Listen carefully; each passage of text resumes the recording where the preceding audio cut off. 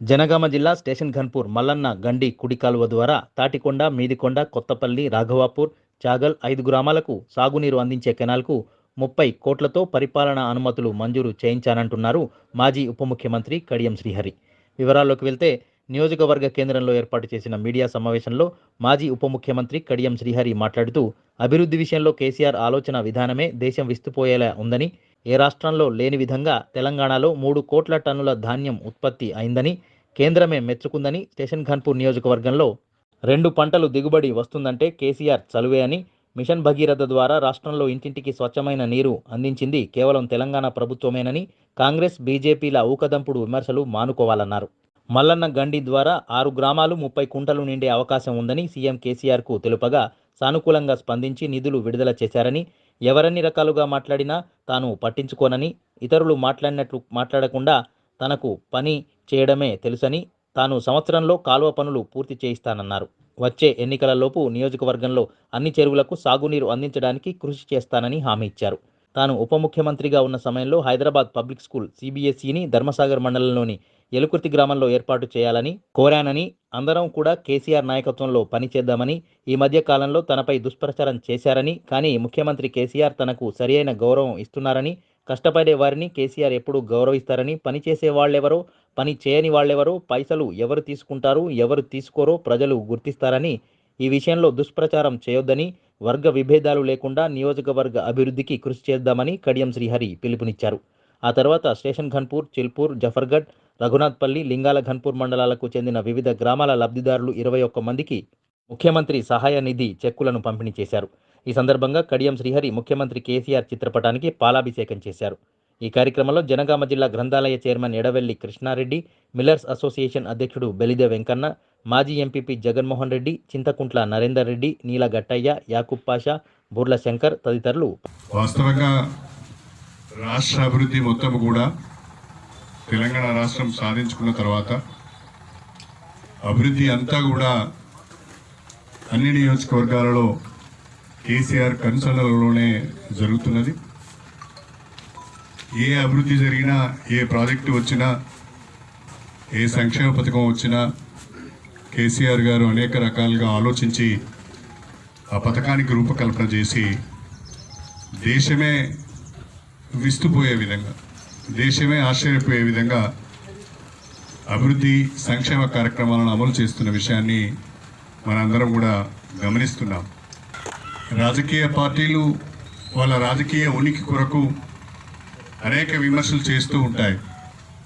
ప్రభుత్వం చేసే మంచి పనిని మెచ్చుకునే అవకాశం కానీ, అభినందించే అవకాశం కానీ తెలిసి కూడా, ఇది మంచి పనిని తెలిసి కూడా వాళ్ళు అభినందించడానికి ముందుకు రారు. రాజకీయ కారణాల వల్ల కావచ్చు, వాళ్ళ ఉనికిని కాపాడుకోవడం కొరకు కావచ్చు, విమర్శలే పరమావధిగా మాట్లాడుతుంటారు తప్ప చేసే మంచి పనిని అభినందించే ప్రయత్నం మాత్రము రాజకీయ పార్టీలు చేయవు. అది మన రాజకీయ వ్యవస్థ యొక్క ప్రస్తుత పరిస్థితి అని చెప్పి మీకు నేను సవినయంగా తెలియజేసుకుంటున్నాను. కానీ ఎవరెన్ని రాజకీయ విమర్శలు చేసినా ఇవాళ దేశమే ఆశ్చర్యపోయే విధంగా మన రాష్ట్రంలో కార్యక్రమాలు జరుగుతున్నాయి. అవి మన కళ్ళ ముందున్నాయి. ఇవాళ రైతులు రాజులు చేయాలి, వ్యవసాయాన్ని పండుగ చేయాలనే ఒక ఆలోచనతోని వ్యవసాయ రంగాన్ని ప్రోత్సహించడానికి పెద్ద ఎత్తున ముఖ్యమంత్రి గారు వినూత్నమైన కార్యక్రమాలు తీసుకొని కొత్త పథకాలను ప్రవేశపెట్టి అమలు చేస్తున్న విషయం మన అనుభవంలో ఉన్నది. ఏ రకమైన ఇబ్బంది లేకుండా అందుబాటులో ఉన్న కరెంటుతోని 2 పంటలు మనం చక్కగా పండించుకోగలుగుతున్నాం. నేను అనేక సందర్భాలలో మీకు చెప్పాను. ఇవాళ కేంద్ర ప్రభుత్వం కూడా ఒప్పుకున్న విషయం ఏంటంటే తెలంగాణలో 2020-21 వానాకాలం, యాసంగి 2 పంటలు కలిసి 1,10,00,000 ఎకరాలలో వరి సాగు అయితే 3 కోట్ల టన్నుల వరి ధాన్యం ఉత్పత్తి అయింది. ఇది దేశంలోనే ఒక రికార్డ్ అని చెప్పి కేంద్ర ప్రభుత్వం మెచ్చుకోవడం జరిగింది.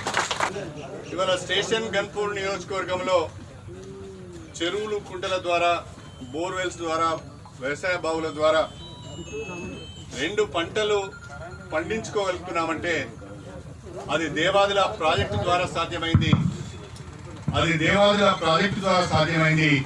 అది కేసీఆర్ ద్వారానే సాధ్యమైంది అనే విషయాన్ని మనం మర్చిపోవద్దని చెప్పి కూడా ఈ సందర్భంగా మీ అందరికీ తెలియజేసుకుంటున్నాం. ఇంకా ఆ కాలువల ద్వారా సాగునీరు అందించని లేదా కాలువల ద్వారా చెరువులు నిండని గ్రామాలు కూడా మన నియోజకవర్గంలో చాలా ఉన్నాయి.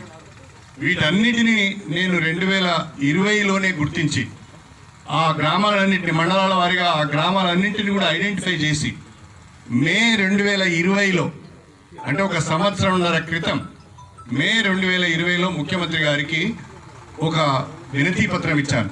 స్టేషన్ గన్పూర్ మండలంలోని మల్లన్నగండి రిజర్వాయర్ ద్వారా కుడి కాలువను కనుక తవ్వినట్లయితే ఈ కుడి కాలువ కింద ఇప్పటి వరకు ఏ రకమైన కాలువల ద్వారా నీళ్లు అందని గ్రామాలు ఉన్నాయో ప్రధానంగా తాటికొండ కానీ మీదికొండ కానీ రాఘవపూర్ కానీ కొత్తపల్లి కానీ చాగల్ కుర్చపల్లి ఈ 6 గ్రామాలు ఏవైతే ఉన్నాయో ఈ 6 గ్రామాలకు కూడా సాగునీరు అందించే అవకాశం ఉన్నది.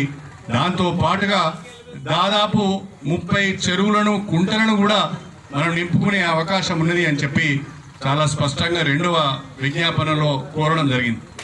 దానిపైన ముఖ్యమంత్రి గారు వెంటనే స్పందించి సంబంధిత అధికారులకు దాన్ని సర్వే చేయమని చెప్పి ఇన్వెస్టిగేషన్ చేయించి సర్వే చేయించి ఆ ప్రతిపాదనని తయారు చేయించి మరి అటు రాష్ట్ర ప్రభుత్వంలో ఉన్న నీటిపారుదల శాఖ వాళ్ళకు కూడా చెప్పడం జరిగింది. దాదాపు ఒక 6 మాసాల నుంచి ఆ ఫైల్ వెంట తిరుగుతున్నాం.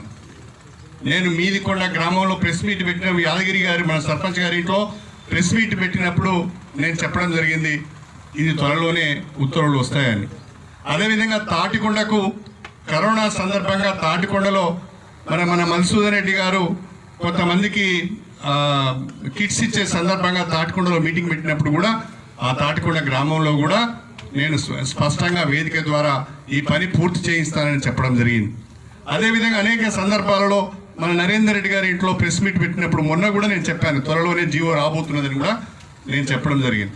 గడిచిన 6 మాసాలుగా ఆ ఫైల్ ఎటుపోతున్నది, ఎక్కడ అడ్డంకులు వస్తున్నాయి, ఎవరు ఏం రాస్తున్నారు అని తెలుసుకొని ఎప్పటికప్పుడు సంబంధిత అధికారులతోని మాట్లాడుతూ మరి మొన్నటికి మొన్న 3 రోజుల క్రితం ఈ యొక్క మల్లన్నగండి కుడి కాలువ నిర్మాణం కొరకు 29 కోట్ల రూపాయల మంజూరిని తీసుకురావడం జరిగింది అని చెప్పి మీ అందరికి సవినయంగా తెలియజేస్తాను.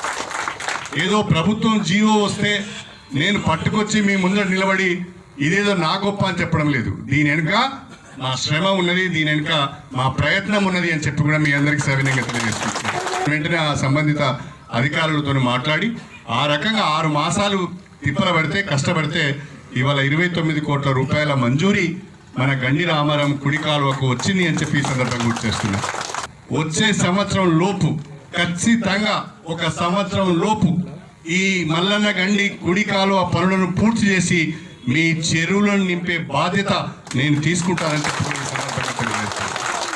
ఎవరెన్ని రకాలుగా మాట్లాడినా బయట ఎవరెన్ని రకాలుగా ప్రచారం చేసుకున్నా పని చేయడమే తెలుసు.